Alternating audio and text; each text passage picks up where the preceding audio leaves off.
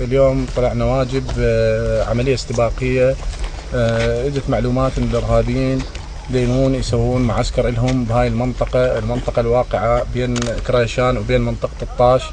يعني مثل ما تشوف اليوم احنا على اطراف منطقة الطاش، فجتنا معلومات فقمنا بعملية استباقية ودك احد اوكار الارهابيين بهاي المنطقة تشوف منطقة نائية، فتم القاء القبض على عنصرين تابعين لهم. هاي العنصرين دي ينسقون العمل ومن اصحاب يعني من ارباب السوابق، كانوا موقوفين سابقا يعني. والعمليه تمت يعني بالتعاون مع الاخوه بمركز جويبه ومركز حصيبه، وباشراف مباشر من السيد قائد عمليات والسيد قائد الشرطه، وتنسيق عالي.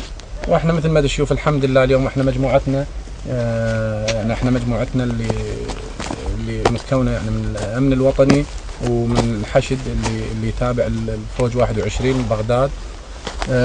فالحمد لله رب العالمين. مثل ما تشوف اليوم احنا قريبين على البحيره وماكو اي شيء يعني، ونطمن ان شاء الله اهلنا بمنطقه ابو فهد ومنطقه المناطق القريبه على منطقه الزراعه ان شاء الله المنطقه بامان.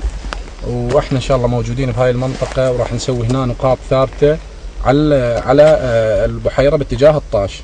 سبب حرككم للبزاء لحيط هاي المنطقة؟ والله مثل ما تعرف يعني هم يستغلون هاي المناطق، يعني مثل مناطق نائية بها قصب، ويستغلوها يسوون بها معسكراتهم وخنادقهم. فاحنا اليوم من جتنا المعلومات يعني رحنا على المكان، لان احنا اليوم عندنا قوة استطلاع.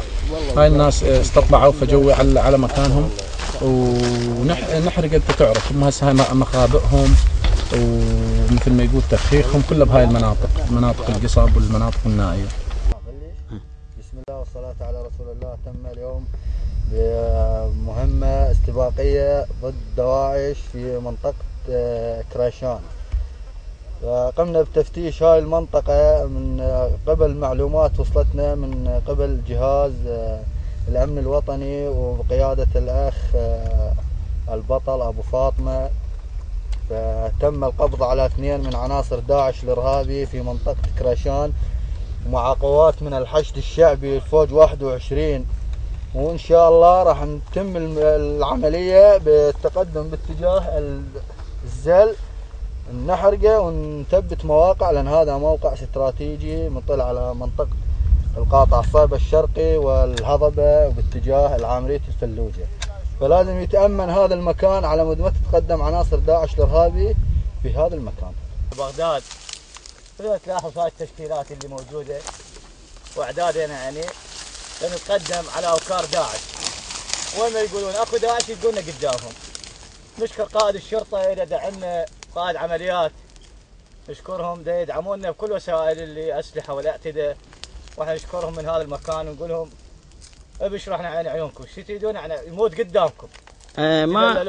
ما هو رد فعل اهل الانبار وتطوعهم من خلال، هل انتم من الانبار ام خارج الانبار؟ نعم احنا من محافظة الانبار كلها، هاي من محافظة الانبار يعني تطوعوا الحشد الشعبي واقبال كثير يعني لابناء الانبار على الحشد الشعبي. هاي المركز الحبانية مثل ما تلاحظ يعني معسكرات يعني فتحوها جديدة للتطوع، حد الآن وصل إعدادهم فوق 1500.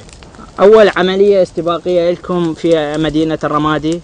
والله بكل مدينة الرمادي اشتغلنا يعني، مو بأي منطقة واحدة، بالحول، بحي المعلمين، بشارع 20، الملعب، حي الضباط، بكل مناطق الأنبار شاركنا بالخمسة كيلو، شاركنا بالبريشة، شاركنا بالبشلية، بكل مكان شاركنا، الصوفية، البعيثة، كلها شاركنا. الزجارية، هسه احنا حاليا بالزجارية والمقر مالنا، وبالصوفية عندنا كمان، وعندنا كمان بجويبة حاليا مع الفرقة الذهبية، هم عندنا كمان على منطقة جويبة.